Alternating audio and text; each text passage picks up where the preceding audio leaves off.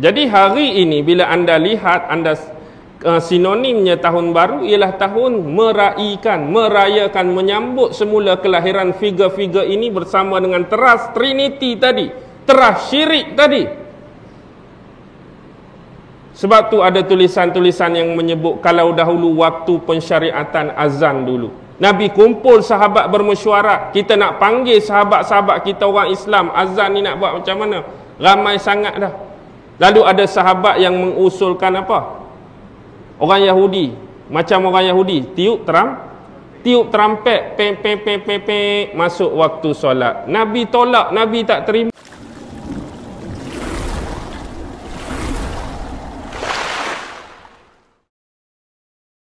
Bismillahirrahmanirrahim. Jadi insya-Allah pada malam ini kita akan membincangkan tentang perspektif tahun baru, antara beberapa penipuan dan kemerbahayaan terhadap akidah umat Islam. Jadi bila kita nak bercakap, bila kita nak bersembang dari sudut pandang ataupun perspektif membincangkan persoalan tentang tahun baru, bagi sesetengah orang tahun baru kadang-kadang tidak mempunyai apa-apa nilai, tahun baru tidak mempunyai apa-apa makna. Walaupun demikian, saya dapat merumuskan antara perkumpulan-perkumpulan, antara golongan-golongan yang boleh kita rumuskan, yang boleh kita wujudkan terbahagi kepada 3 puak, 3 golongan ataupun 3 kumpulan. Yang pertama ni yang kita sebut sebagai yang jarang ada, yang diistilahkan sebagai agama ialah nadir. Maksudnya yang jarang-jarang ada, yang kadang-kadang ada, kadang-kadang tidak, ialah satu kumpulan manusia yang bagi mereka ni penilaian tahun bagi mereka tak mempunyai apa-apa makna, tak mempunyai apa-apa erti. Bagi mereka 31 hari bulan 12 tu sama saja. Esok nak 1 hari bulan 1 pun tak ada nilai bagi mereka, tak ada erti bagi mereka.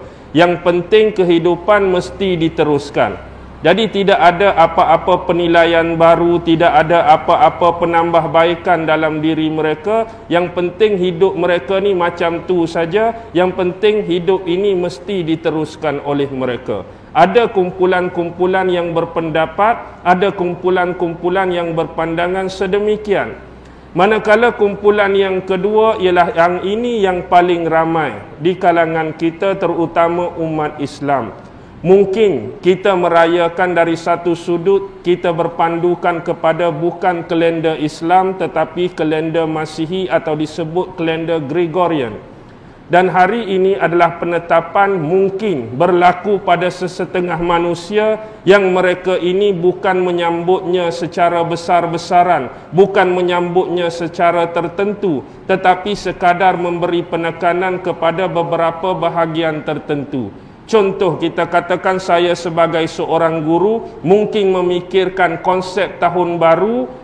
Ni dah bulan 12, nak habis dah cuti sekolah, nak masuk bulan 1, nak buka tahun baru.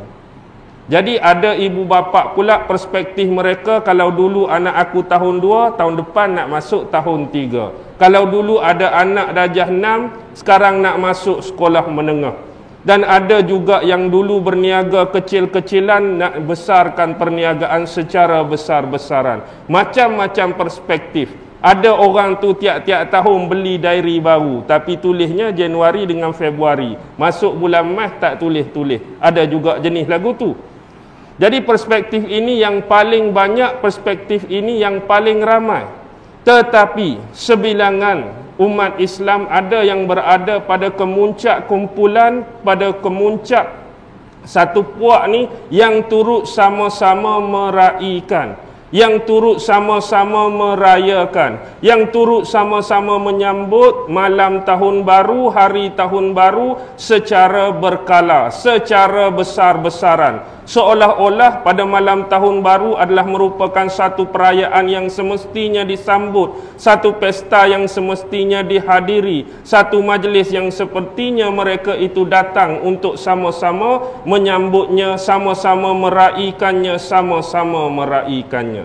Ini adalah rumusan daripada 3 kelompok kumpulan, 3 kelompok grup yang berada dalam masyarakat kita. Sama ada hari ini kita nak nilai ataupun nak letak ataupun nak nisbahkan kita mana-mana kumpulan, terserah kepada iman dan hati masing-masing. Kita nak kata kita grup yang pertama sebagaimana yang saya sebut pun tak kisah. Kalau kita nak letak kita pada grup yang kedua pun kalau terkena tak kisah. Kalau kita nak letak kita pada grup yang ketiga pun kita tak kisah.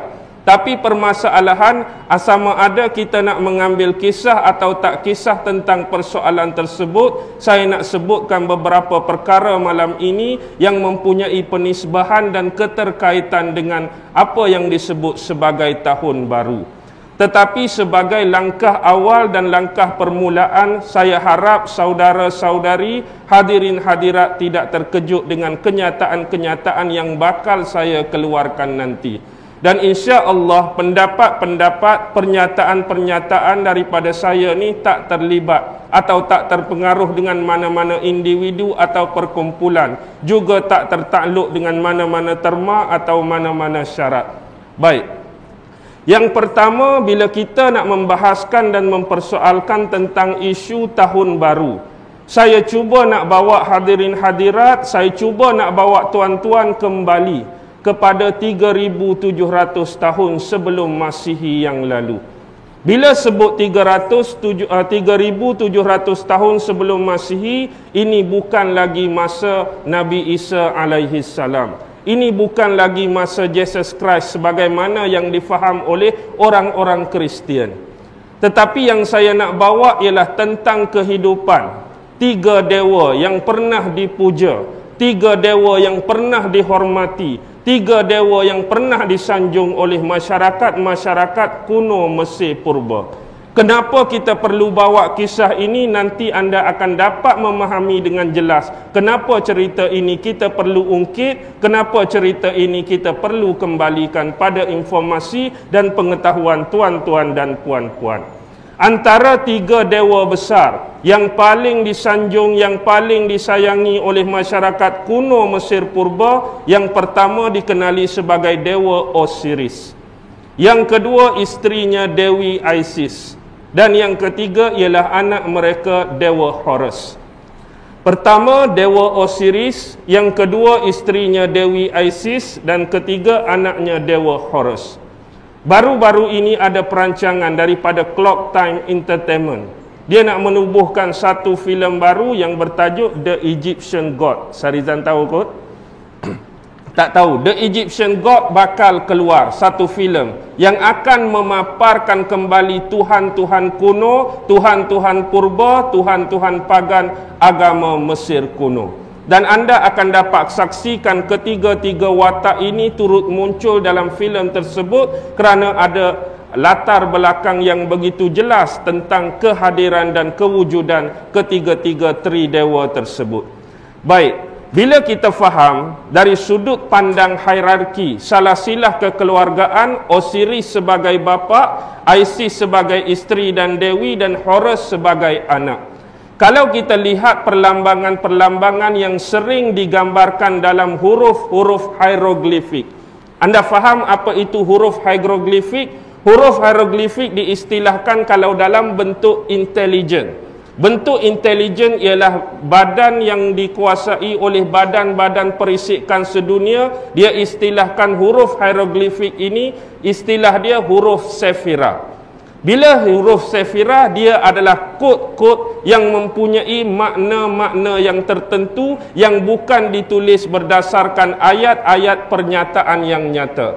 Contoh, kalau hari ini saya berniat nak pergi sekolah naik bas, saya tak akan tulis perkataan bahasa Melayu Rumi, Sarizan saya nak pergi ke sekolah naik bas. Nanti semua orang faham, semua orang akan tahu rahsia saya.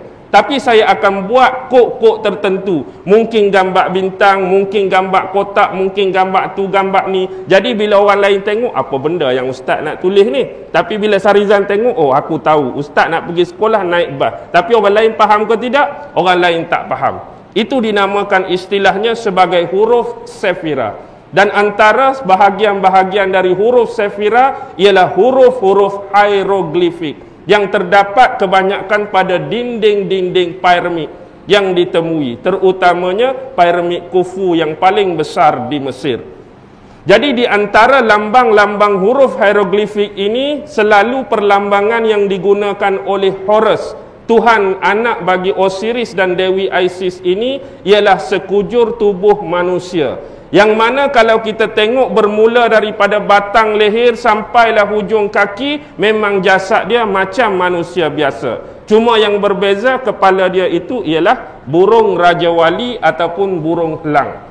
Kita tengok manusia yang berkepala burung helang, manusia yang berkepala burung Raja Wali, itu adalah gambaran Tuhan Horus, Dewa Horus bagi masyarakat Mesir purba. Dan begitulah digambarkan Dewa Osiris. Tuhan Bapa ini adalah sebagai Dewa alam kegelapan ataupun Dewa alam akhirat. Dia ni bukan saja Dewa alam gelap, tapi dia diistilahkan sebagai Dewa alam akhirat. Kenapa dia dinamakan demikian oleh masyarakat Mesir purba, kita akan cerita sekejap lagi. Itu hak bapa. Manakala hak isteri dan hak Dewi, Dewi Isis ialah dikenali sebagai Dewi sihir, Dewi pengubatan, Dewi pertanian, Dewi kesuburan, Dewi keibuan dan sebagainya. Manakala Horus dikenali sebagai dewa yang mewakili orang-orang bermata satu atau mewakili orang-orang yang buta. Bila melihat kepada karakter Horus yang disifatkan sebagai bermata satu, anda agak-agak boleh arah tak ke mana kisah ini akan pergi, ke mana kisah ini akan muncul. Baik, kita lihat satu konsep. Dalam banyak persepsi yang dimainkan oleh masyarakat Mesir purba sebagai contoh, ada setengah masyarakat yang melawan arus. Mereka tak menganggap ketiga-tiga dewa ini sebagai Tuhan mereka. Mereka tak menganggap ketiga-tiga dewa ini sebagai dewa yang patut disembah oleh mereka. Tapi mereka mengatakan bahawa Osiris, Isis dan Horus adalah manusia biasa seperti mereka. Tetapi mereka mempunyai teknologi, mereka mempunyai pengetahuan yang lebih tinggi. Kerana apa? Kerana asal ketiga-tiga dewa ini bagi kumpulan yang melawan arus ini, mereka menganggap bahawa ketiga dewa ini bukan berasal dari tanah Mesir. Tetapi ketiga-tiga dewa utama ini berasal daripada dunia yang sudah hancur, dunia yang sudah musnah, dunia yang sudah dilenyapkan, iaitu dunia Atlantis. Kita pernah dengar dengan nama Atlantis, satu dunia yang cukup tinggi teknologi dia, satu dunia yang cukup luar biasa. Pada zaman mereka sudah ada pesawat tempur, pada zaman mereka sudah ada kapal selam, pada zaman mereka sudah ada bom nuklear, pada zaman mereka sudah ada pemetaan manusia untuk sampai ke bulan. Kalau kita lihat hikayat Mahabharata sekalipun, dalam perang Kurukshetra itu, mereka lihat dalam gambaran yang dimainkan oleh Ramayana, peperangan-peperangan dipenuhi dengan sistem-sistem kapal-kapal perang, kapal-kapal selam dan bom-bom nuklear. Jadi gambaran orang yang melawan arus, mereka berasal dari dunia sana. Kerana apa? Kerana sikap yang dimainkan oleh Dewi Isis. Bermacam perhiasan, bermacam pakaian dan simbol-simbol yang selalu digunakan oleh Dewi Isis ini banyak ditemukan di kawasan Inka dan juga Kepulauan Caribbean. Dan inilah yang memaksa mereka ini bukan daripada Tuhan yang sebenar, mereka ini bukan daripada golongan dewa, tapi daripada dunia Atlantis, manusia biasa seperti kita tetapi dianugerahkan teknologi yang tinggi, teknologi yang hebat. Itu pada pandangan grup kedua masyarakat Mesir kuno purba pada waktu tersebut. Tapi kadang-kadang inilah peribahasa yang selalu dimainkan oleh masyarakat Inggeris yang disebut some wild imagination perhaps. Apa maksud some wild imagination perhaps? Ialah kadang-kadang manusia ni tak mampu dia nak tembusi satu teknologi yang tidak ada pada dia. Gambaran yang selalu dimainkan oleh Tuhan Horus ialah dia suka menaiki burung raksasa, burung Raja Wali Sakti yang selalu dia naik untuk melawat bandar ataupun kota raya Mesir.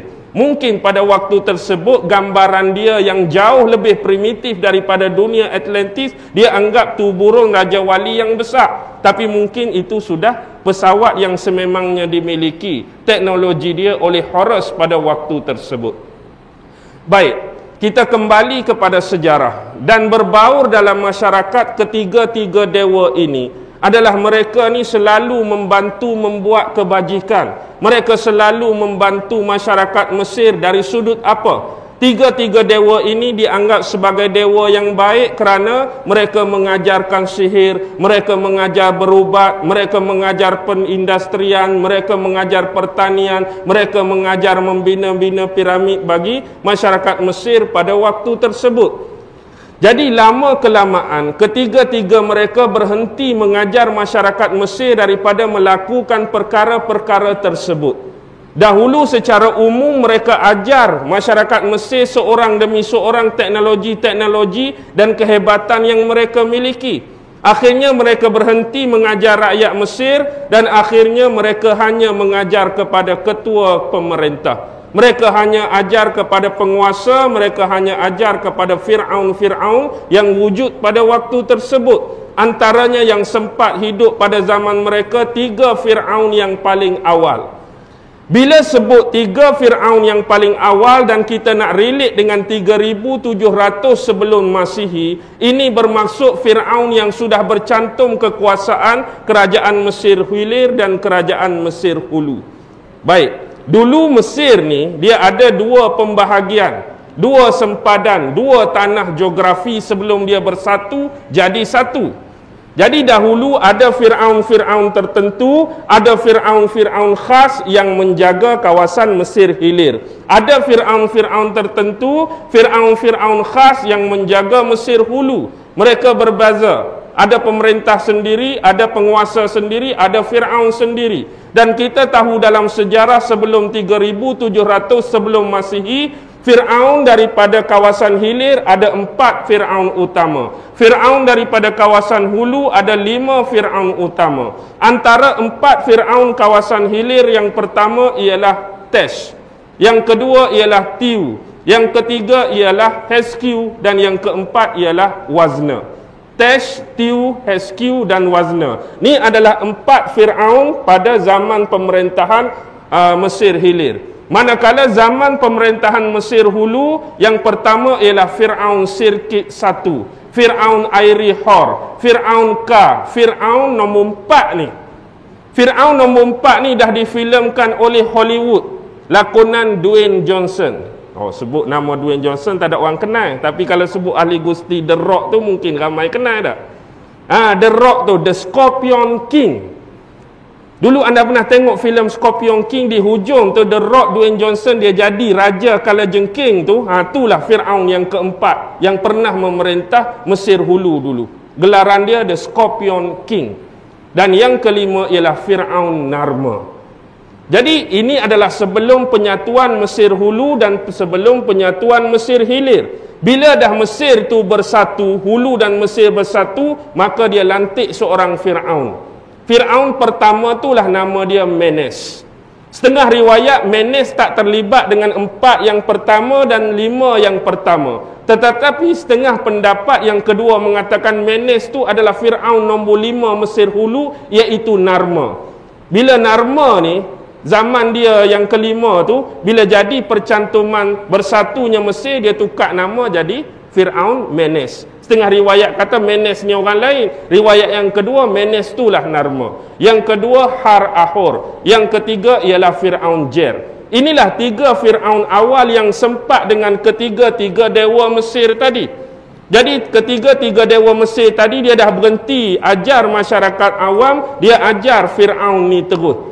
Jadi dengan demikian, Fir'aun ini mula menganggap bahawa mereka ini sebagai perantara bagi tokoh tersebut. Fir'aun mula rasa diri mereka ni sebagai perantara bagi Tuhan. Mereka mula merasakan diri mereka sebagai perantara bagi dewa tadi.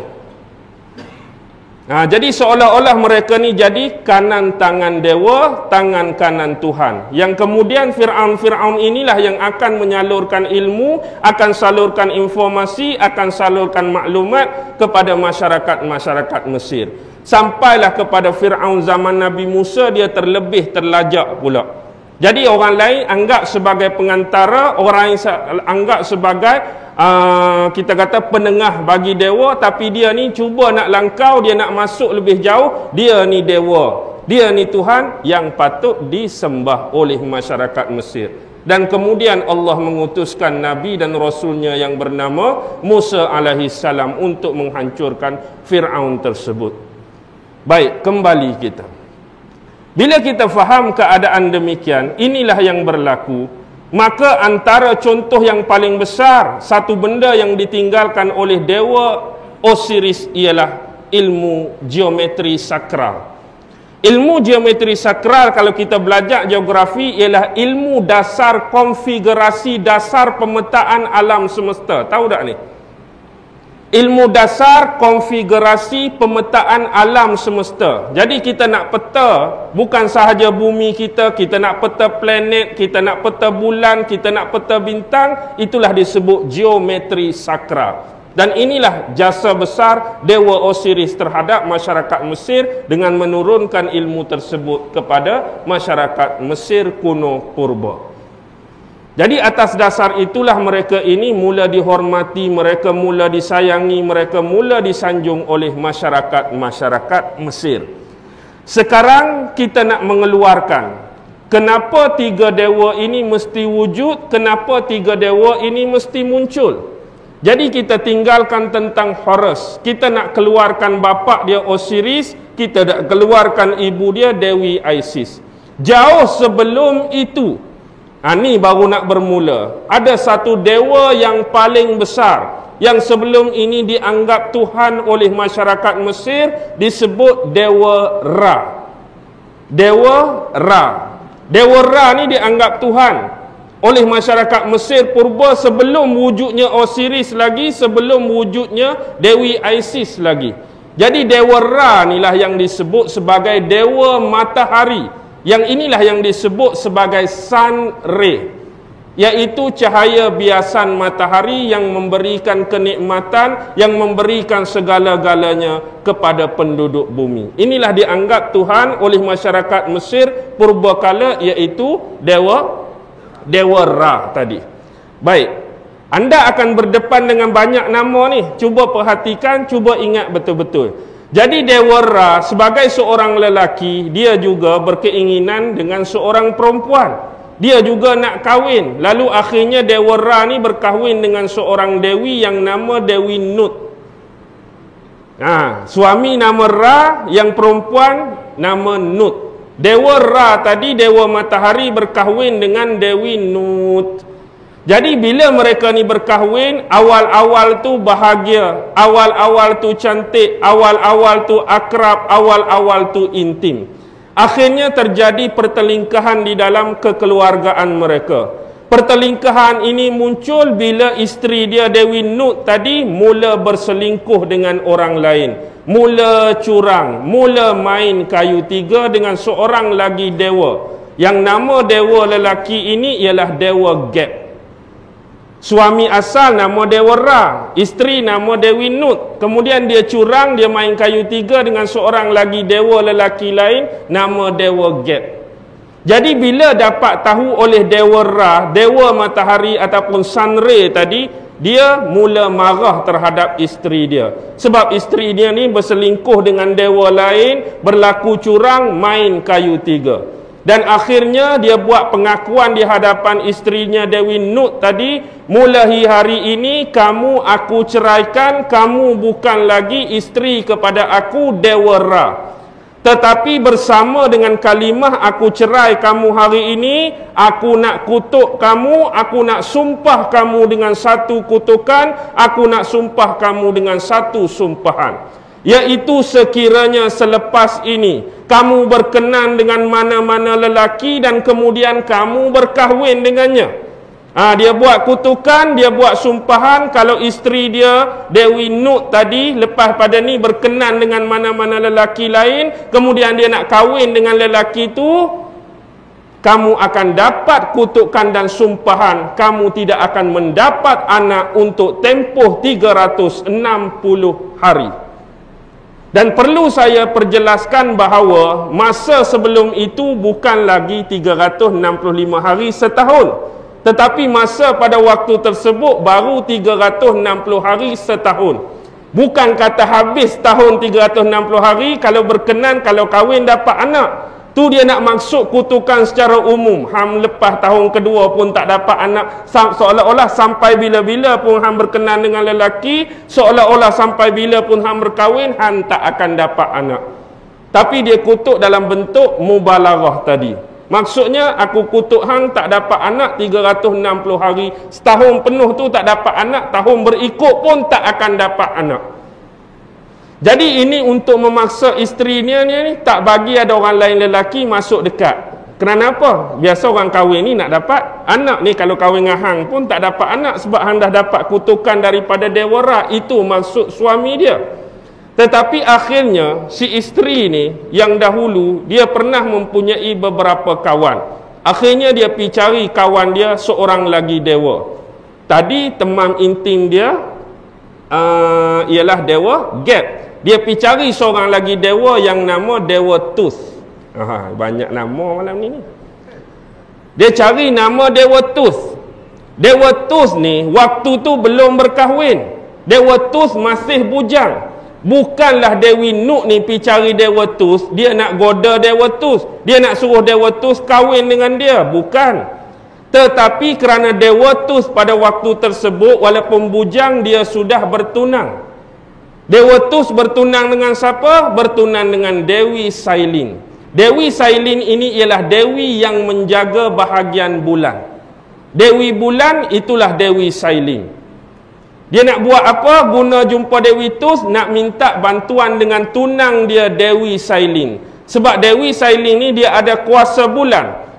Semenjak menjadi tunang ni, Dewi Sailin dah bagi 1/7 kuasa bulan dia kepada Dewa Tus. Yang asal ada kuasa penuh bulan tu Dewi Sailin. Tapi bila dia start bertunang dengan Dewa Tus tu, dia bagi kuasa dia 1/7 kuasa bulan kepada Dewa Tus. Jadi Dewi Nut pergi kepada Tus nak tumpang kuasa tersebut. Akhirnya sebab kesian dekat kawan lama dia Dewi Nut ni, dengan kuasa 1/7 kuasa bulan, dia menukarkanlah kuasa bulan tersebut. Sebab itulah bermulanya ada fasa bulan mati. Kita sebut sebagai bulan mati. Sebelum ni dalam istilah astronomi tak ada kes bulan mati. Tetapi sebab bulan jadi mati tu digunakan oleh Dewa Tus tadi untuk memunculkan bulan tu jadi hari yang baru. Jadi hasil daripada dia mematikan kuasa bulan, dia ganti dengan hari baru, jadi ada 5 hari baru. Waktu tu barulah genap setahun, ada 365 hari. Sebelum ni ada 360. Jadi 5 hari baru ni terkecuali. 5 hari baru ni dah terkeluar daripada bidang sumpahan dan kutukan Dewa Ra tadi. Inilah masa yang nak digunakan oleh Dewi Nut dengan lelaki curang dia Dewa Gap tadi. Jadi pada hari yang pertama, hari 361, dia pun melakukan hubungan badan. Dia melakukan hubungan kelamin kerana dah di luar takluk terma dan syarat sumpahan dan kutukan tadi. Tapi bila cerita dewa-dewa ni dipenuhi dengan dongeng-dongeng, khurafat dan khayalan. Dia jadi bila dia melakukan hubungan badan waktu pagi, lepas tu waktu tengah hari dia mengandung, malam tu beranak terus. Tu hebat dia tak? Kita kena tunggu 9 bulan 10 hari. Ni buat pagi, tengah hari tu mengandung, malam beranak. Jadi pada hari pertama 361 maka lahirlah Dewa Osiris. Ni baru muncul Osiris ni. Jadi Osiris tu anak Dewi Nut dengan Dewa Gap. Buat pula hari yang kedua. Bila buat hari yang kedua pagi tu, siang mengandung, malam beranak pula. Lahirnya isteri dia Dewi Isis. Hak sulung Dewa Osiris, lahir pula Dewi Isis. Buat hari yang ketiga, hari 363, lahir anak lelaki seorang lagi, Dewa Nepitis. Ni Dewa Nepitis. Buat yang keempat, lahir Dewa Ses. Yang kelima tu berehat sebab letih dah, mengandung beranak 4 kali letih. Jadi dia pun berehat. Bila berehat, masuk hari pertama balik tak boleh buat apa dah nak tu. Tu hubungan boleh buat, anak tak dapat. Tapi dia guna peluang waktu baru yang dicipta 5 hari itu untuk melahirkan 3 anak lelaki, 1 anak perempuan. Yang pertama lelaki tadi Dewa Osiris, yang kedua perempuan Dewi Isis, yang ketiga dewa lelaki Nepitis, dan yang keempat dewa lelaki Ses. Bila keadaan demikian, mereka ni mula membesar. 4 orang ni dah start membesar. Akhirnya Dewi Isis ni jadi perempuan yang cantik. Tiba-tiba diceritakan dalam buku sejarah, iaitu buku karangan seorang doktor berbangsa Arab Mesir yang bernama Dr. Ahmad Najjar, The Ancient Myth of Egyptian God. Dalam kitab tersebut dia tulis bahawa suatu ketika mana Dewi Isis ni duk berjalan-jalan di satu kawasan, Dewi Isis ni duk berjalan-jalan di satu tempat, tiba-tiba dia terpandang, dia berjumpa dengan Dewa Ra. Dewa Ra tu hak bekas suami mak dia, Dewi Nuk dulu. Tapi bila berjumpa, yang nak boleh ke dia sampai besar ni, mak dia duk cerita dah kisah-kisah lama. Yang mak jadi lagu ni, yang mak duk kena sumpahan, yang mak duk kena kutuk ni sebab Dewa Ra. Jadi bila duk dengar cerita mak dia, hak duk cerita lama tu, dia jadi simpan dendam dekat Dewa Ra. Oh, nilah orangnya, nilah lelaki yang duk buat anaya mak aku dulu, nilah lelaki yang duk buat pedajai kat mak aku dulu. Jadi lama kelamaan dia guna ilmu sihir dia nak menundukkan kuasa sihir Ra tadi. Jadi daripada kuasa sihir dia, dia dapat menghasilkan seekor ular tedung, ular kobra. Jadi dia hantar ular tedung dia, dia hantar ular kobra dia pi gigit di kaki Dewa Ra. Oh, Dewa Ra tu hebat dah, tapi kena gigit dengan ular kobra, letih juga dia. Jadi bila kena ular kobra tu beracun, jadi dia sakit. Dia sakit ni sampai kepada tahap kritikal. Akhirnya tadi dia yang hantar ulat kobra, dia yang hantar ulat tedung, dia sendiri pula pi dekat Dewa Ra menawarkan bantuan pula. Tadi dia yang pi serang, tadi dia yang pi hantar, kemudian dia menawarkan bantuan. Sebenarnya dia tawarkan bantuan bukan saja-saja, tapi ada taktik. Dia kata, wahai Dewa Ra, sekarang ini kamu dilanda masalah dan kamu berada dalam keadaan kritikal. Dan aku sudi tolong kamu, aku sudi bantu kamu, tapi bersyarat. Dewa Ra tanya, dalam keadaan lemah apa syaratnya? Sekarang kamu tolong bisikkan di telinga aku rahsia nama sebenar Hang. Dewa Ra tu nama umum, tapi rahsia nama sebenar itulah kunci, itulah pati, itulah inti kekuatan ilmu sihir Ra. Nama dia yang sebenar. Kok rahsia nama dia, hang bisik kat telinga aku. Kalau hang bisik kat telinga aku nama kok rahsia hang, ilmu sihir hang tu, aku tolong ubatkan hang balik. Jadi bila orang dalam keadaan terdesak, kritikal, 50-50 hidup dan mati, apa pun sanggup buat kan tak? Jadi dia pun bagilah, dia bisik kat telinga dia kod rahsia nama dia yang sebenar. Jadi kawan ni pun tak main tipu, bukan dapat kod rahsia tu lari ke bunuh ke tak, dia betul-betul sembuhkan balik. Jadi Ra pun sembuh, dia pun dapat kuasa tu.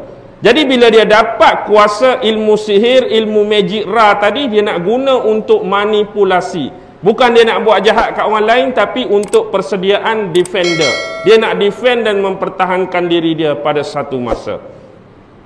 Jadi lama kelamaan, bila abang yang sulung Osiris ni, dia naik tahta.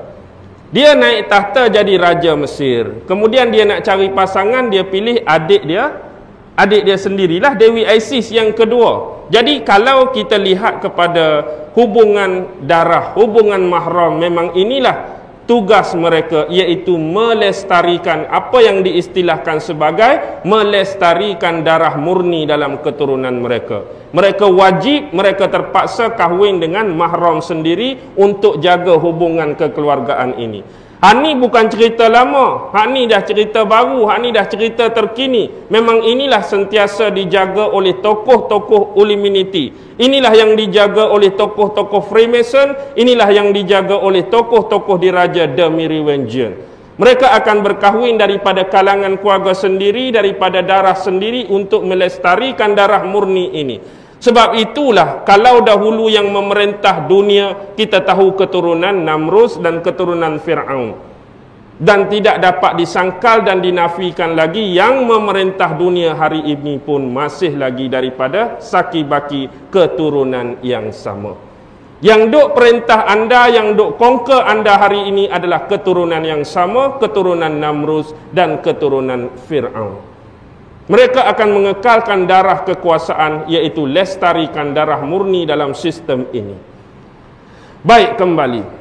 Bila dia dah jadi pasangan suami isteri, akhirnya berkahwin ni, mereka tak dapat lagi anak. Tetapi sebab mereka ni hidup bahagia, mereka ni baik dengan rakyat, mereka baik dengan masyarakat, akhirnya timbullah kebencian, timbullah kedengkian, iaitu di kalangan adik-beradik sendiri yang nombor 4 tadi. Yang nombor 3 nepitis tu tak ada masalah. Yang ses tu, ses ni kalau gambaran kita ialah tubuh manusia tapi kepala macam, kalau orang tengok orang kata anjing, tapi dia ni kucing Mesir. Tahu tak kucing Mesir? Dia jenis telinga panjang macam tu. Anak cek dia tengok pada duit RM1. Duit RM1 kita tu, duit RM1 kita lambang bank negara tu ada satu, kita duk anggap tu kijang tu. Kita duk anggap kijang, tapi saya rasa bukan kijang tu. Anda cek lah, tengok duit RM1 anda tu. Kijang dia ekor dia tak lentik lagu tu. Ekor kijang pendek saja. Ni ekor melentik. Ha, itulah duit RM1 kita tu. Ada macam binatang tu. Ha, dia macam nak kata telinga anjing tak. Sebenarnya dia tu kucing. Kucing masyarakat Mesir purba. Ha, itulah gambaran Tuhan Ses. Jadi kepala dia berbeza dengan Tuhan Horus yang gambar burung Raja Wali atau burung helang tu. Baik, kembali. Jadi bila dah dengki dekat saudara dia Osiris, sebab dia berkenan juga dengan Dewi Isis, lalu dia merancang satu propaganda, dia merancang satu konspirasi. Bila dia rancang satu konspirasi demikian, dia mengumpulkan 72 orang-orang kanannya yang paling rapat, 72 orang kanannya yang paling setia. Untuk apa? Yang ni 72 orang yang memang tamakkan kekuasaan, yang memang tamakkan kekayaan, yang memang tamakkan harta benda. Jadi 72 orang merancang nak apa? Tujuannya ialah Dewa Ses ni dia nak ukuran sebiji 100% badan Osiris. Hang buat macam mana 72 orang ni, hang bagi kat aku ukuran sebenar, ukuran tepat badan Osiris. Dia duk makan ke hampir ukur, dia duk tidur ke, dia duk mandi, ikut hang lah nak buat lagu mana. Lalu akhirnya daripada 72 orang tu dapatlah ukuran sebenar badan Osiris. Jadi bila dah dapat ukuran badan Osiris tadi, lalu dia buat dinner. Dia buat makan malam, dia panggil semua ahli keluarga yang dekat, dia panggil semua tetamu-tetamu yang besar-besar, tetamu-tetamu yang hebat-hebat. Jadi dalam keadaan duk makan tu, rupa-rupanya ukuran badan Osiris tu dia buat satu peti. Peti tu mirip macam keranda mayat mumia tu. Keranda mayat yang nak letak mumia. Tapi keranda tu memang dia ukir dengan ukiran yang paling cantik, ukiran yang paling halus, dia tatah dengan permata, bubuh perhiasan, cantik sungguh. Lalu duk tengah makan-makan tu, tiba-tiba Dewa Ses ni umumkan satu pengumuman. Dia kata, aku ni banyak menyimpan benda-benda yang aku sayang, yang aku hargai benda tu. Tapi dalam banyak benda-benda yang aku sayang, dalam banyak benda-benda yang aku simpan ni, aku ada simpan satu bekas macam keranda. Sebab ukiran dia cantik, ukiran dia bagus, ukiran dia elok, aku tatah dengan permata. Jadi dia pun buat keluar ukiran tu, dia pun buka peti tu. Dia kata, mana-mana di antara kamu, adik-beradik aku ke, saudara terdekat ke, orang-orang kehormat yang ada di sini, kalau siapa try test, dia masuk baring dalam ni, tiba-tiba betul-betul ikut ukuran badan dia, aku hadiah keranda ni dekat dia. Nah, aku bagi kat dia, free saja. Kawan tu pun test, besar sangat, perut buncit, tak muat. Kawan tu test kurus sangat tak muat, kawan tu test tak muat, tu tak muat, hak ni tak muat, semua nak cuba sebab nak memiliki hadiah keranda tu. Tiba-tiba Osiris pun nak test. Osiris nak test memang padanlah sebab memang orang dah cari ukuran badan dia, memang nak perkena dia dah. Jadi bila Osiris masuk dalam tu, oh tepat, semua bagi tepukan tangan dan ini adalah milik hang. Bila dia umum macam tu, dia terus katup, dia terus kunci, dia terus rantai, kemudian bawa keranda tadi pergi ke tebing sungai Nil. Bila sampai di tebing sungai Nil, dia pun humbangkan keranda tersebut dalam sungai Nil dengan niat nak mematikan secara perlahan-lahan dengan putus nafas, lemah dalam keranda tu sambil lemah dalam air. Masa tu Dewi Isis tak ada kat situ. Tiba-tiba kegemparan berlaku demikian sampai kepada pengetahuan isteri dia Dewi Isis, lalu dia cepat-cepat keluar istana dan pergi cari suami dia yang dikatakan dirantai dalam satu bekas, dalam satu keranda dia hanyutkan ke sungai Nil. Dia punya cari, fahamlah benda kecil tu duduk dalam sungai Nil yang besar, sungai Nil yang paling panjang di dunia. Air pula deras, arus pula laju. Cari tu tak jumpa, cari ni tak jumpa, tu tak jumpa. Akhirnya dia menemui keranda tersebut terlekat pada dahan satu pohon yang bernama pohon tamaris. Saya nak tunjuk contoh pohon tamaris memang tak ada kat Malaysia lah Zan. Pohon tamaris ni kalau kita tengok di sini hari ni, dia hampir-hampir sama dengan pohon ara. Takkan duk sungai ara, pohon ara pun tak kenal. Tak logik langsung lah tak? Kenal tak pohon ara ni? Biasa banyak tepi-tepi sungai, tebing-tebing sungai tu pohon ara. Buah kecil-kecil yang selalu kita letak tak? Rugilah duk sungai ara tak kenal pohon ara. Dia hampir-hampir lagu tu. Tapi memang pohon tu confirm saya berani kata tak ada kat Malaysia pohon tamaris. Tapi dia banyak tumbuh di sekitar tebing-tebing sungai ni. Jadi ada satu pokok yang besar tamaris tu, dia terlekat keranda tu dekat situ.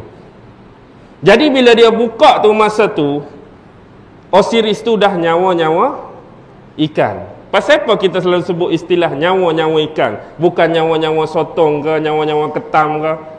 Padahal hak lain pun duduk dalam ayat juga. Pasal apa nyawa-nyawa ikan? Sebab yang selalu kita dapat pun ikan lah kan? Tak? Kalau ikan jatuh, pecah kaca apa pun, hatulah nyawa-nyawa ikan pun. Baik. Bila dah nyawa-nyawa ikan, dia sedih yang teramat sangat. Akhirnya, kalau kita ajak mengucap lah, dia tak, wallahualam lah, dia ajak mengucap cara dia ke apa, suami dia ni, Osiris mati di pangkuan Dewi Isis. Dan dikatakan Dewi Isis ni, dia duk pangku suami dia di situ tu 7 hari 7 malam dia menangis. Biasalah cerita dongeng tak? Bila 7 hari 7 malam sampai limpah air sungai Nil.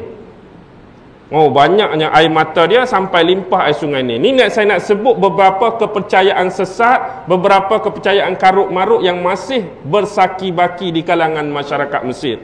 Mesir ni jarang hujan, tapi kalau sekali-sekala hujan dan tiba-tiba hujan tu melebatkan air sungai Nil melimpah, dia akan kata, ni air mata Dewi Isis ni, menangis ni. Ada lagi hak jenis lagu tu. Zaman tahun era milenium, era 2000 ni ada lagi jenis lagu tu. Kalau hujan lebih sikit, banjir, ni air mata Dewi Isis dulu ni. Sedih sebab suami dia meninggal. Tak ada kena-mengena pun. Takkanlah banjir Kelantan tahun lepas pun air mata Dewi Isis juga tak? Tak logik langsung. Baik. Okey, kita kembali. Bila dia dah mati, dia ada satu perancangan. Dia nak bawa balik suami dia ni ke tanah dewa. Biasalah jenis cerita Tuhan, dongeng khurafat ni, dia nak balik ke tanah dewa, dia nak buat satu ritual. Ritual yang dia nak buat ni dengan tujuan menghidupkan balik suami dia tadi. Jadi sebelum ritual tersebut berlangsung, dia bungkus elok-elok suami dia, disimpan satu tempat tersembunyi. Bila sampai satu masa, baru dia akan bawa balik mayat suami dia ke tanah dewa. Tetapi akhirnya Seth dapat tahu memanglah Osiris mati, itulah kepentingan bagi dia. Tapi bukan sebab mati, tapi sebab mayat Osiris tu masih terjaga elok, masih rapi, dan dikatakan bahawa Isis tadi nak bawa balik ke tanah dewa dan nak hidupkan balik.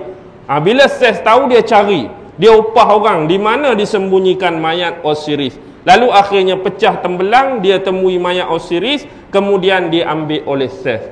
Bila Seth ambil mayat Osiris tanpa pengetahuan Dewi Isis tadi, dia kerak 4 belah.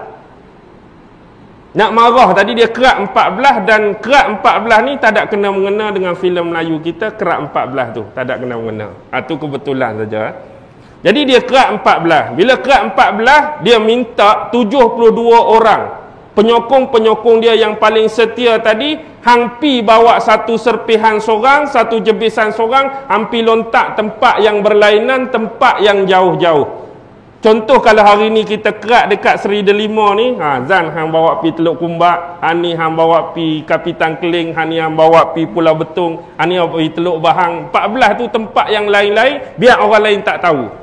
Kalau jumpa pun mungkin 2-3 serpihan, hak lain tak boleh. Yang penting jangan bagi tubuh ni bercantum balik. Jadi bila Dewi Isis tahu suami dia dah tak ada, lepas tu dapat berita kena kerak 14 pula, lagilah sedih. Hari tu jenuh dah nak cari dalam air sampai jumpa terlekat kat pohon tamaris, ni nak kena cari serpihan pula. Sayang punya pasal, kasih punya pasal, cinta punya pasal pada suami, dia sanggup. Dia keluar daripada istana, dia ubah rupa dia. Maksudnya Dewi ni kita faham lah macam mana dak cantiknya, hebatnya, bergayanya, dengan simbol-simbol dia, dia ubah jadi manusia biasa. Dia sanggup berjalan kaki daripada satu tempat ke satu tempat, tanya khabar pasal suami dia. Akhirnya dia tiba di satu negeri, yang mana negeri ini ada seorang ratu. Ratu tu nama Astarte. Nama ni kena ingat ni, Ratu Astarte. Jadi Ratu Astarte ni baru kehilangan suami. Bukan suami dia hilang, maksudnya suami dia baru meninggal dunia. Jadi bila Ratu Astarte ni bujang, janda, dia ada anak seorang lelaki hasil hubungan dia dengan suami dia tu. Anak lelaki dia ni bagus, anak lelaki dia cerdik, otak panjang, akal ligat. Jadi bila dia lalu depan rumah Dewi Astarte, Dewi Isis ni, dia menawarkan diri dia nak jadi babysitter. Tahu? Nak jadi amah, nak jadi orang gaji dalam istana besar Ratu Astarte ni. Jadi diterima. Jadi dalam banyak-banyak bahagian tu, ada kan tukang masak, atau tukang basuh, ni tukang cuci, ni tukang ni, dia ditugaskan jadi babysitter bagi budak tadi. Jadi dia duk pelihara lah budak ni dengan penuh kasih sayang. Lepas tu Ratu Astarte ni seorang majikan yang bagus, majikan yang baik, yang jaga hal ehwal orang bawahan dia. Jadi bila dia tengok budak ni, dia rasa dia nak menjadikan budak ni suatu masa, pada masa akan datang jadi seorang dewa besar. Sebab dia ada kuasa sebagai dewi tu, dia tengok budak ni bagus, budak ni ligat, otak cergas, aku nak jadi dia kan seorang dewa. Jadi bila dia nak buat ritual, nak menjadikan anak kecil ni seorang dewa, jadi masa dia duk ritual dekat budak ni tu, dia guna kuasa api dia. Jadi di tangan dia tu keluar api macam naga, tapi bukan naga lah, api yang macam naga. Api tu melingkar 7 lingkaran di tubuh budak tu. Bukan lingkar ikat macam tu, lingkaran yang di luar. Jadi bila Ratu Astarte masuk dalam bilik, dia tengok lagu tu, dia ingat kawan ni Dewi Isis ni nak bunuh anak dia. Jadi dia pergi tolak Dewi Isis masa tu. Bila tertolak, kawan tu di tengah lagu ni, faham tak? Di tengah lagu ni tiba-tiba kena tolak. Jadi api tu jadi ikut dan. Jadi api tu padam. Dia rampas anak dia, dia kata, selama ini aku sebagai majikan kamu, aku buat baik pada kamu, bagi makan, bagi minum, bagi tempat tinggal, ni balasan yang kamu nak buat dekat aku. Lalu waktu itulah dia kata, aku bukan sebenar yang kamu tahu, aku adalah Dewi Isis daripada kerajaan Mesir. Lalu dia pun tukar rupa dia, baru jadi Dewi. Dia pun cerita. Bila cerita, Ratu Astarte menangis cerita dia. Sebab terkenangkan suami dia pun mati. Walaupun mati biasa, yang ni mati lepas tu orang kerak, orang buang. Lagi dia rasa sedih. Dia kata, kamu tak cakap awal-awal dekat aku. Bila kamu tak cakap awal-awal, aku tak boleh tolong. Hari ni insya-Allah aku tolong kamu. Dia tak sebut insya-Allah, saya yang sebut insya-Allahnya. Baik, dia tolong kamu. Dia pun pi dekat kolam mandi dia hak besar tu. Dia pi dekat kolam mandi dia hak besar. Tadi kawan tu ada kuasa api. Rupanya Ratu Astarte ni dia ada kuasa air. Jadi dia buat tangan dia tu jadi air. Air dalam kolam mandi tu mengolak. Kemudian jadi mengolak ada 14 olakan air hak kecil-kecil. Jadi pusaran tu ada 14. Dalam setiap pusaran tu ada gambaran di mana terletak serpihan dan cebisan tubuh Dewa Osiris. Jadi nujum 4 belalang tu dia tak belajar dengan Dewi Ratu Astarte tentang dia tengok dalam geluk hikmat dia tu, tak ada kena mengena. Jadi ni ilmu Ratu Astarte. Jadi dia tengok, oh negeri ni satu, sini satu, dia dapat tahu di mana dia nak detect mayat atau serpihan tubuh suami dia. Jadi bila hebat tengok Ratu Astarte ni, orang biasa, bukan kalangan dewi, bukan kalangan dewa, dia tanya akhirnya, boleh tak aku tahu salasilah keturunan keluarga kamu, wahai Ratu Astarte? Kamu ni sebenarnya keturunan siapa? Dia kata yang sebenarnya Dewa Tus dulu dengan Dewi Sailing, Ratu Bulan, itulah ibu bapa aku. Oh, rupanya keluarga hak hebat dah, Zan. Dulu kan ingat Dewi Nut, mak dia tu kan minta tolong Dewa Tus dengan Dewi Sailing hak bulan tu, itulah ibu bapa aku. Oh, memang hebat dah, patutlah. Jadi dia pun pergi cari. Bila dia cari, memang bertemu. Tadi kerat berapa? Kerat 14, dia hanya bertemu 13 keratan. Bila dia sampai ke tempat keratan yang ke-14 tu, rupanya cacing-cacing dengan ulat duk makan dah. Habis cacing dengan ulat makan, tak ada nak ambil hak tu, hak ke-14. Dia kata tak apalah, dia pun cantum. Oi, kepala elok, mata elok, muka elok, sampai hujung kaki elok. Tang mana hak tak cukup? Hak tak cukup tang anu dia tu. Kemaluan dia tu hak kena makan ke ulat. Oh, jam betul lah. Hak tang kemaluan tu yang hilang. Tak apalah lagu tu, sebab nak ganti kemaluan tadi, dia pun buat dengan tanah liat. Hak betulnya cacing makan dah, ulat makan dah, dia ambil tanah liat, dia umpah-umpah buat bentuk anu, buat bentuk kemaluan tadi, dia letak di tubuh asal hak memang asal tu, cuma barang tu saja tanah liat. Jadi bila dia buat ritual, jadi kawan ni Osiris hidup balik. Osiris hidup balik dengan tubuh asal, cuma alat tu saja yang tak ori, alat tu saja yang tak original. Dan dia berkahwin semula, akhirnya walaupun alat tu tanah liat, alat tu tak original, kahwin mengandung juga, Zan. Dapatlah anak Horus tu. Mungkin masa dia gaul tanah liat tadi, dia guna pati air tongkat Ali ke, wallahualam lah, jadi berkuasa tanah liat tu, wallahualam. Jadi dapat anak juga nama Horus. Tetapi yang jadi masalah, dia ni tak boleh dikembalikan ke tanah dewa. Pasal apa? Orang yang dah mati, dah pernah mengalami kematian, tak boleh lagi balik ke tanah dewa. Macam Dewi Isis, dia tak pernah mati. Kalau dia nak balik ke tanah dewa, boleh. Suami dia ni dah mati, bila mati hidup balik, dia tak boleh balik ke tanah dewa. Jadi akhirnya, kehidupan dia ni jadi macam Piramli dalam filem Orang Minyak Kembali. Lepas dia bunuh Saleh Kamil tu, walaupun dia kacak, tapi orang tak nampak. Dia jadi lagu tu. Siapa yang nampak? Bini dia seorang saja nampak. Hak suami dia hidup tadi, tapi orang lain tak nampak suami dia. Jadi apa guna hidup lagu tu? Lalu suami dia pun beralih tempat. Inilah dia dikenali sebagai, kita sebut yang pertama tadi, dewa kegelapan atau dewa alam akhirat. Dia pun pi duduk di alam akhirat. Oh, dia boleh pi lagu tu, kan? Dia pi duduk alam akhirat. Apa kerja dia? Barang siapa manusia yang baru mati, baru meninggal dunia, bila roh dia tu keluar, dialah yang tolong jaga, tolong adili roh tu. Bila roh tu keluar, contoh pi jumpa dewa Osiris, hang dulu atas dunia baik ke jahat? Baik, pi masuk syurga. Hang dulu atas dunia baik ke jahat? Jahat, pi masuk neraka. Dia jom kawal tu. Dia duduk alam kegelapan, alam bawah tanah, alam akhirat. Ada satu lagi dewa alam akhirat, nama Anubis. Anubis sekalilah dengan dewa Osiris tadi. Jadi bila keadaan demikian berlaku, dapatlah anak nama Horus. Bila tahu dapat anak nama Horus, Ses bimbang. Ses lah ni jadi raja kan, hak jahat tadi. Dia takut bila Horus ni besar, Horus akan ambil alih teraju pemerintahan kerajaan Mesir. Lalu menyebabkan keadaan demikian, Dewi Isis, Horus masih kecil, dia pi letak Horus di pulau terpencil. Dahlah Horus ni mata satu, duduk pulau terpencil pula. Nampak tak gaya-gaya nak pi kot mana tu? Duduk pulau terpencil, Ses cuba hantar monster, Ses hantar ular, Ses hantar kalajengking nak bunuh juga budak nama Horus ni. Dia tak mau keturunan Osiris ni ada atas muka bumi. Tapi sebab dia dah ada kuasa apa? Dia dah ada manipulasi, kuasa Ra hak dia ambil tadi, dia boleh defend. Dia buat satu pagar hikmat apa tadi? Pagar hikmat 4 penjuru, segala nak kata apa ni? Segala bom-bom, segala 7 ni tak dapat masuk dekat dewa Horus. Jadi akhirnya dewa Horus mula membesar. Ringkas cerita, dewa Horus nak tuntut balik darah bapak dia, Dewa Osiris, dan nak mengembalikan semula tahta kerajaan bapak dia, dia nak naik jadi raja.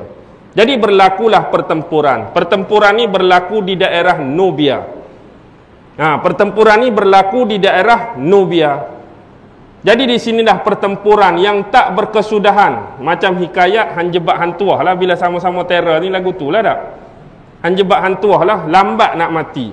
Tetapi yang sempat dikisahkan dalam buku Dr. Ahmad Najjar tadi ialah Horus tadi dia sempat mengembiri kemaluan Ses tadi. Dia sempat potong kemaluan Ses, dan Ses pula sempat gigit mata Horus. Yang itu ya, mata Horus tu jadi sebelah tu. Dia lagu ni. Bila berperang sama hebat, akhirnya kawan tu Horus dapat bantuan dua dewa lain. Yang pertama ialah Dewa Ra. Dewa Ra hak tadi tu pi tolong Horus. Lepas tu adik nombor 3 mak dia, Dewa Nepitis tadi, tolong juga. Jadi Nepitis campur Ra campur Horus. Lawan seorang Ses. Kopi O lawan kopi peracampuran, agak-agak hak mana lagi sedap? Kopi O seorang lah, peracampuran 3 dalam 1 lah. Setengah orang tu sedap 3 dalam 1, setengah orang kopi O lagi sedap tak? Betul. Walaupun demikian 3 lawan 1, hebat tak hebat dia, tak kalah Dewa Ses tadi. Akhirnya menyebabkan dia tu berundur saja. Dia pi tebing sungai ni, dia tukar rupa dia jadi buaya. Bila Horus sampai di situ, Horus turun dalam air, dia terkam tadi. Terkaman buaya yang menyamarkan oleh Ses tadilah yang tergigit muka Horus, menyebabkan dia luka dan mata dia terjedera. Akhirnya mata dia jadi buta. Lekatlah dia Horus bermata satu. Dewa Horus mata satu. Hari ni kalau ada pelambangan mata satu tu, pelambangan Dewa Horus lah tu. Sebelum tu Dewa Ra pun mata satu dah. Ra dengan Horus sama saja. Baik. Bila keadaan demikian dah berlaku, akhirnya dapat ditangkap Dewa Ses. Lalu dibawa ke persidangan perang Nice. Dia ada persidangan perang Nice, hukuman kepada orang-orang yang menderhaka dan ingkar kepada kerajaan Mesir. Lalu sebab ni bapak saudara ni dia kesian, akhirnya dia dihumban ke dalam penjara kegelapan. Duduk dalam penjara kegelapan lah Ses tadi. Jadi hidup bahagialah kembali Horus memerintah dengan baik. Lama kelamaan ada seorang yang berkhianati, nama dia Typhon. Jadi Typhon ni dia pi buka kunci pintu penjara kegelapan tadi, dia buang Ses. Ses masa duduk dalam tu dia duduk menguatkan hikmat dia. Macam Kung Fu Panda lah kan, tengok Kung Fu Panda. Ada rimau saya kuat kena ikat tu, walaupun dia kena ikat tapi dia duduk berlatih juga hikmat dia. Dia duduk berlatih hikmat dia, dia keluar tu dengan hikmat yang hebat. Hikmat hebat dia boleh tukar rupa dia jadi rupa orang lain. Dan inilah yang digunakan oleh Ses. Dia baca jampi dia baca mantra dia baca serapah dia, muka dia jadi muka Horus. Jadi Horus haduk tidur dalam istana tu jadi muka Ses. Muka dia jadi muka Horus, muka Horus jadi muka Ses. Jadi Typhon ni lah yang berkhianat. Dia kata sebenarnya Horus ada di luar, tetapi yang duduk tidur tu musuh yang kita cari, iaitu Ses yang terlepas daripada penjara. Jadi bila orang pergi buka pintu bilik tu, tengok siapa tidur? Tengok Ses lah, sebenarnya tu Horus. Jadi dia menggelupur mengaku, aku bukan Ses, aku Horus. Kawan tu dah dia tukar rupa dah, hebat dia. Jadi dijalankan apa? Dijalankan hukuman. Hukuman yang dikenakan kepada Horus dalam rupa Ses tadi ialah disalib di tiang salib. Jadi Horus disalib dalam keadaan rupa Ses. Bila Horus disalib tu selama 2 hari 3 malam. 2 hari 3 malam dia disalib, akhirnya dia mati. Bila dia mati, selang 2 hari 3 malam juga ditinggalkan di sana, kemudian dia dibangkitkan kembali, hidup balik. Baik, bila dia disalib, dia mati. Dekat-dekat dia nak nazak, sedikit demi sedikit power kuasa Ses tadi sudah hilang sebab dia nak mati.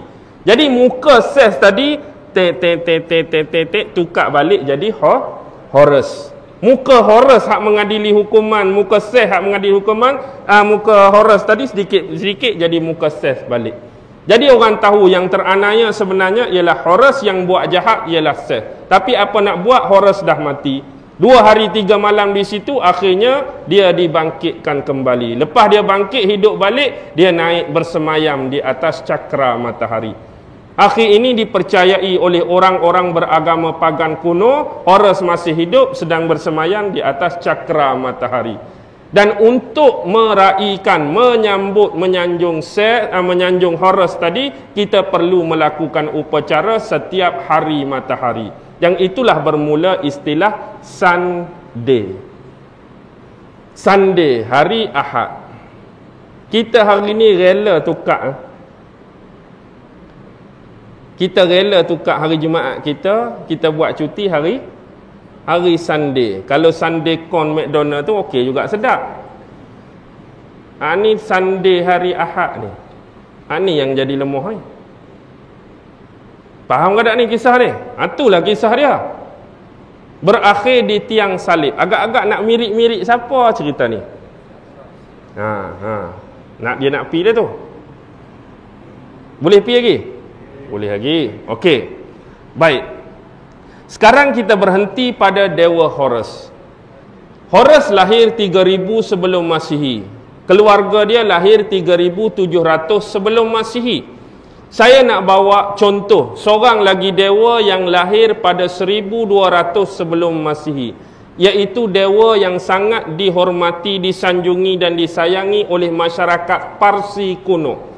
Tentu anda pernah dengar nama Dewa Maitra.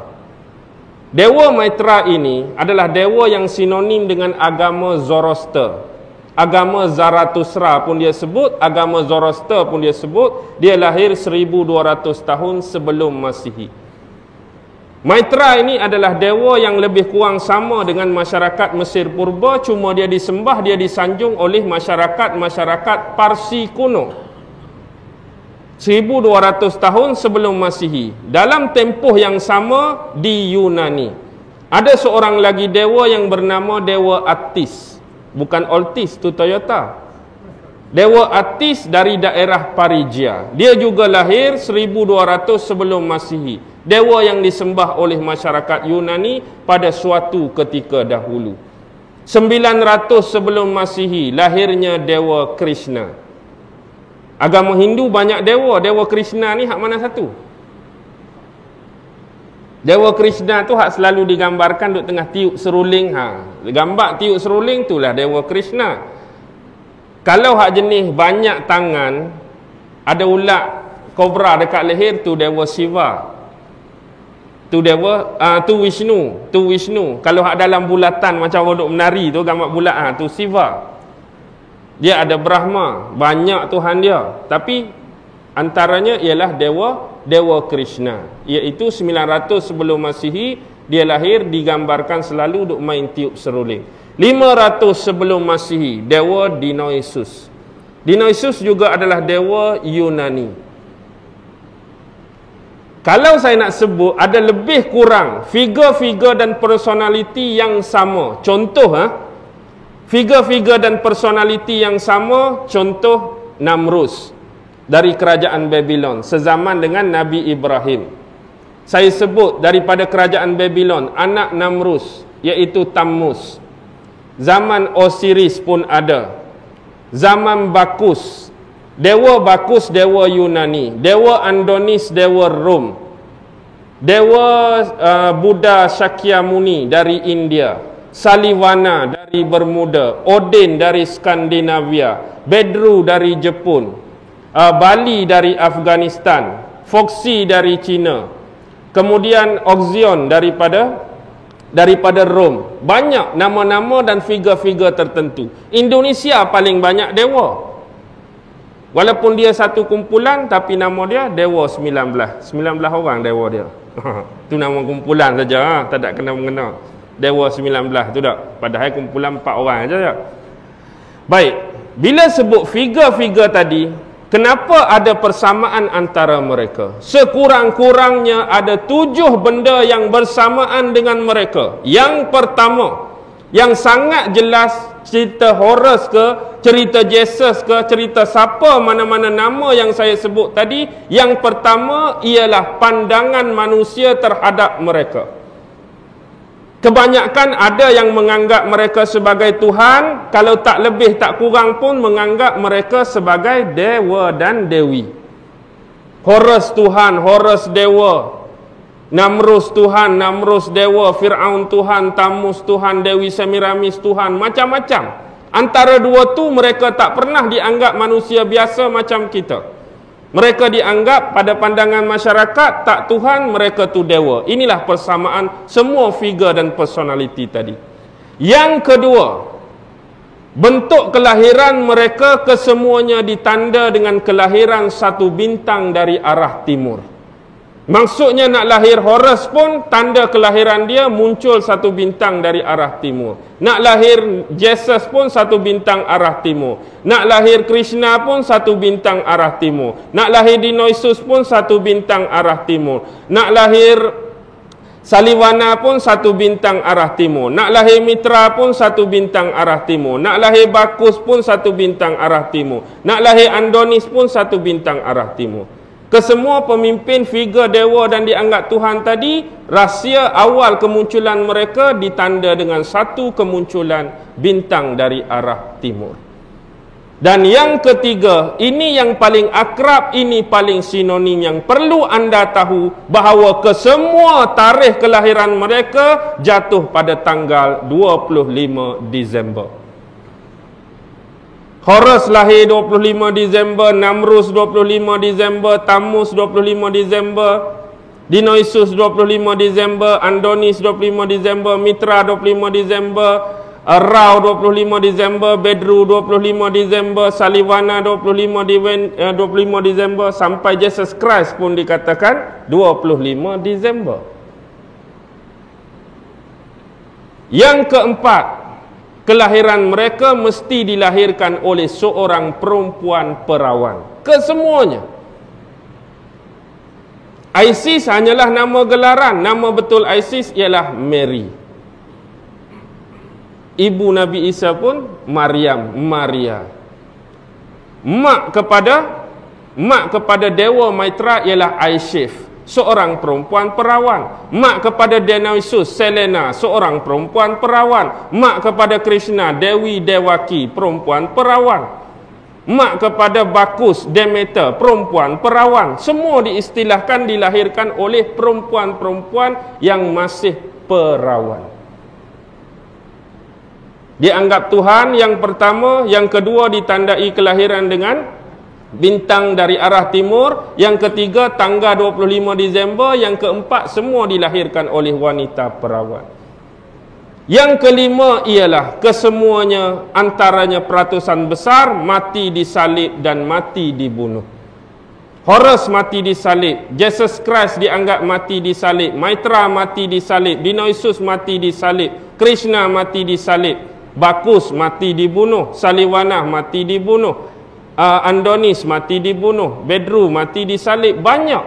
Antara dua tu antara salib dengan mati dibunuh. Itu yang kelima.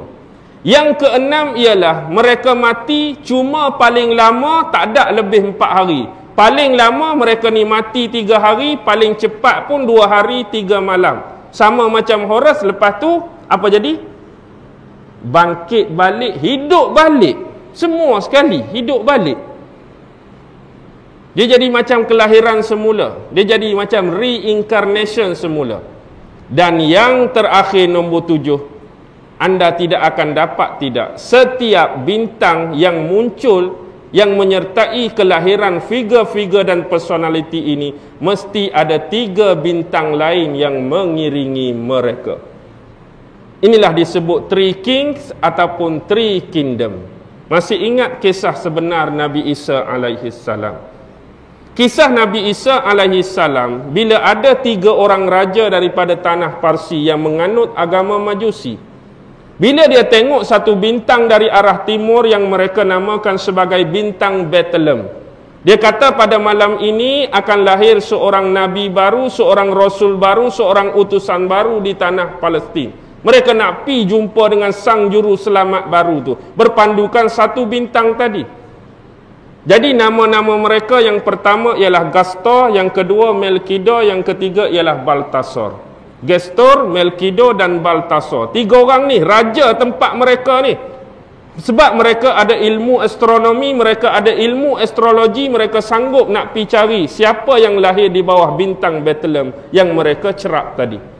Lalu akhirnya bila mereka masuk kawasan orang, pada masa tu wilayah Palestin masih di bawah jajahan takluk Byzantium Maharaja Herodes.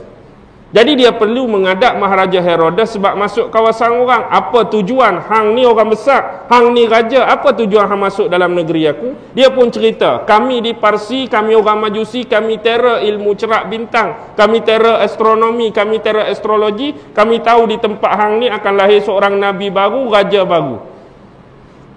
Oh, jadi kamu tolong pi cari budak tu siapa sebenarnya. Padahal Raja Herodes takut dah. Dia pi cari, dia jumpa dengan Maryam, dia bagi berkat, dia bagi doa kepada Nabi Isa alaihissalam, kemudian dia balik. Kemudian Raja Herodes tanya siapa budak tu. Bila tunjuk kat budak tu, Maryam anggap itu akan mengancam keselamatan Nabi Isa. Dia bawa Nabi Isa ke satu kawasan lain. Kalau macam tadi Horus dibawa ke Pulau Terpencil, hak ni dibawa ke negeri Mesir. Hampir 10 tahun Maryam bawa Nabi Isa berkelana di Mesir semata-mata nak menyelamatkan nyawa Nabi Isa. Lepas dia dengar Herodes di Palestin tu dah meninggal, baru dia bawa balik. Dia bawa balik siapa? Bawa balik Nabi Isa kembali semula ke Palestin. Inilah yang disebut Three Kingdom, inilah yang disebut Three Kings, 3 raja yang mengiringi satu bintang. Sebenarnya anda faham tu bintang apa? Baik, begini. Setiap kali munculnya satu bintang dari arah timur, ni kita nak belajar ilmu astronomi campur dengan ilmu astrologi. Bintang yang dimaksudkan ialah bintang Sirius ataupun disebut bintang Sirius. Jadi jangan serius sangatlah walaupun nama bintang tu Sirius. Sirius ataupun Sirius ni bintang dari arah timur. Selalunya yang akan mengiringi jajaran bintang ni ada satu gugusan dipanggil gugusan bintang paling terang, gugusan bintang paling cerah, yang terdiri daripada bintang Orion, bintang Gilgamesh dan bintang Virgo. Hak biasa kalau muncul bintang Sirius atau Sirius ni akan muncul Orion, Gilgamesh dan Virgo. Baik. Sebenarnya kalau kita ikut pencerapan ilmu tentang matahari, matahari ini dia akan mengalami satu titik balik musim panas. Satu titik balik musim panas. Satu titik balik, bukan titik-titik noda. Titik-titik noda tu lagu Heti Kos Endang zaman dulu. Baik. Titik-titik balik dia panggil matahari musim panas. Maksudnya bila masuk bulan Disember, matahari ini berada pada penghujung hayat dia. Matahari berada pada penghujung kehidupan dia. Inilah yang dipanggil the end of the sun. Penghujung kehidupan matahari inilah yang disebut matahari mati. Matahari benar-benar mengalami kematian ialah pada tarikh 22 Disember. Ini dipanggil tarikh matahari mati. Sebab ini, kalau kita tengok matahari dari arah utara bulan Disember, dia akan turun ke selatan sedikit demi sedikit, sedikit demi sedikit, dia akan mula menghilang. Menghilang tu maksudnya hari kematian bagi matahari. Sebab tu bulan Disember dianggap sebagai penghujung musim sejuk, nak masuk penghujung musim semi. Jadi tarikh betul-betul matahari mati ialah 22 hari bulan. Dan dia memang tak bergerak langsung untuk selama 3 hari. Kalau kita belajar ilmu astronomi, 22, 23, 24, matahari memang tak bergerak daripada dia punya lingkaran, daripada dia punya paksi. Dia nak start balik musim semi baru, dia akan bermula 25 hari bulan. 22, 23, 24 tarikh mati, 25 dia akan hidup balik, dia akan mula berganjak satu darjah ke arah utara nak memulakan musim baru, musim semi. Tapi ini dianggap bukan kesempurnaan mutlak. Sebab matahari yang baru muncul tidak akan mampu mengalahkan kegelapan yang masih banyak. Dia akan sempurna pencerahan matahari pada hari yang ke-7. Inilah disebut oleh orang-orang Yahudi sebagai hari Paskah. Hari yang sempurna musim semi nak masuk musim panas ialah hari yang ke-7. Kita faham matahari mati 3 hari. Kebanyakan dewa-dewa personality ni kena salib, kena bunuh, mati berapa hari? 3 hari. Lepas 3 hari hidup balik. Faham ke tak faham ni? 25 Disember hidup balik. Dan sebenarnya bukan hanya budaya Islam, budaya mana-mana agama, budaya mana-mana tempat pun, seseorang kelahiran yang baru lahir, baby yang baru lahir, baby yang baru muncul, kita disunatkan meraihkan, merayakan, menyambut, menamakannya pada hari yang ke-7. Baru sempurna. Bila dah lahir 25, 26, 27, 28, 29, 30, 31 akan muncul lepas 31 1 hari bulan. Itulah kesempurnaan penyinaran cahaya matahari untuk mengalahkan kegelapan-kegelapan kemunculannya. Dan anda harus faham, sambutan tahun baru tahun ini adakah semata-mata terlibat dengan kalender Gregorian, ataupun sambutan tersebut sebenarnya anda memunculkan dan mewujudkan kembali wajah-wajah Taghut yang pernah dilaknat dan dimurka oleh Allah. Kalau hari ini anda merayakan sambutan tahun baru dalam keadaan anda tak berilmu, anda tak faham, anda tak bermaklumat, anda tak berinformasi cukup sampai malam ini.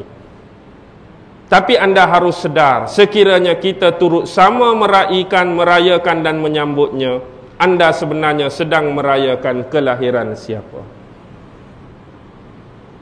Anda sebenarnya sedang mewujudkan kembali kelahiran semula tokoh-tokoh tadi. Tokoh-tokoh yang pernah merosakkan umat-umat terdahulu. Tokoh-tokoh yang dipenuhi dengan kesyirikan. Tokoh-tokoh yang dipenuhi dengan kekufuran. Tokoh-tokoh yang dipenuhi dengan kemunafikan. Tokoh-tokoh yang dipenuhi dengan kefasikan. Dan yang paling penting, mereka membawa satu agenda.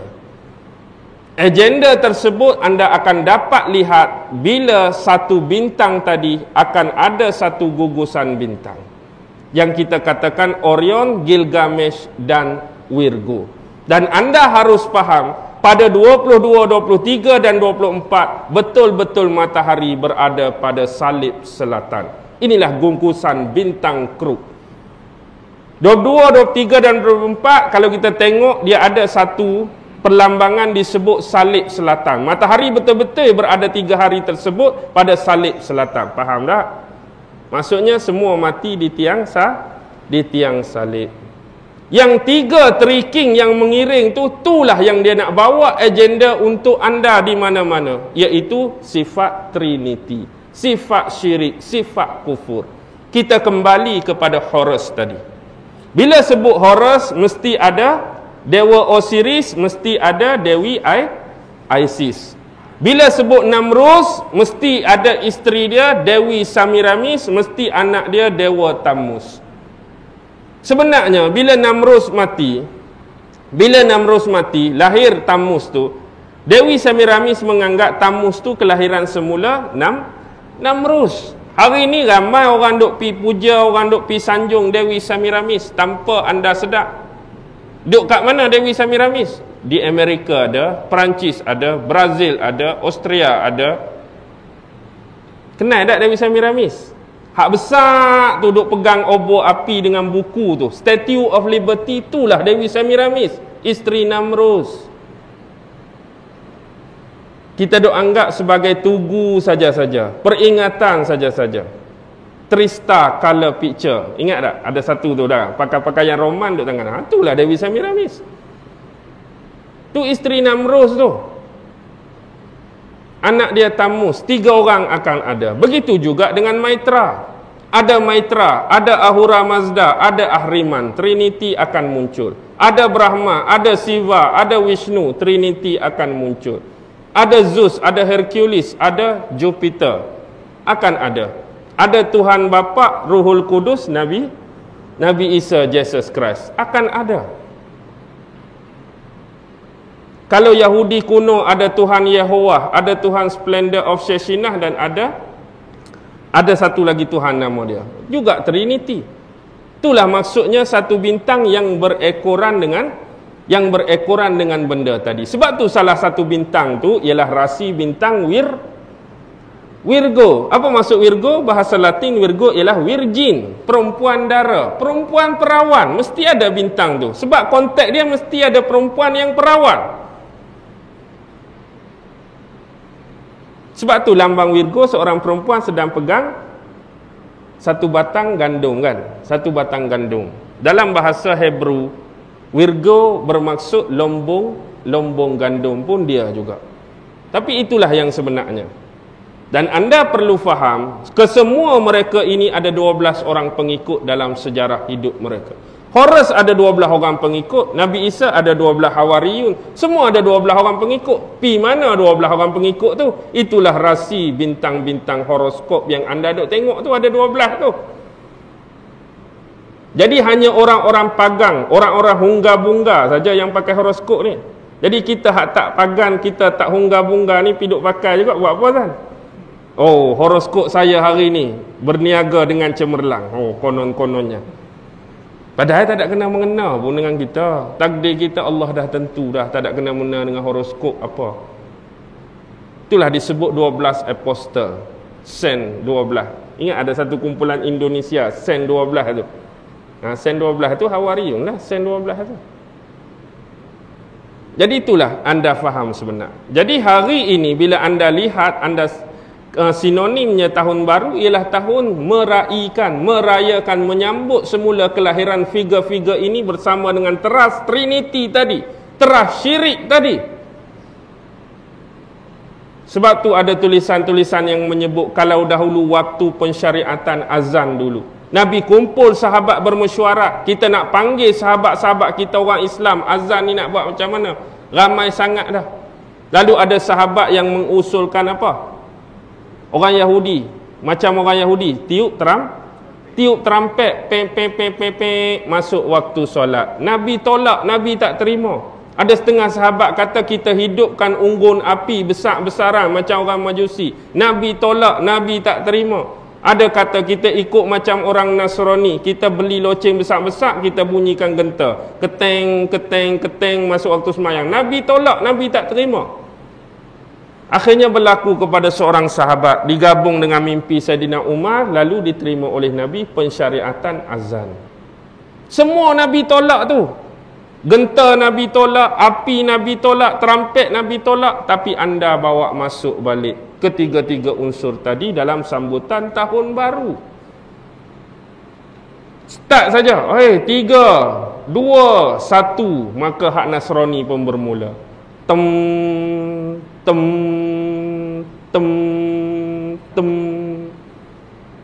Kemudian hak Majusi pun start. Pam, bunga-bunga api. Pam. Lepas tu kita masuk hak Yahudi. Jogetlah ramai-ramai.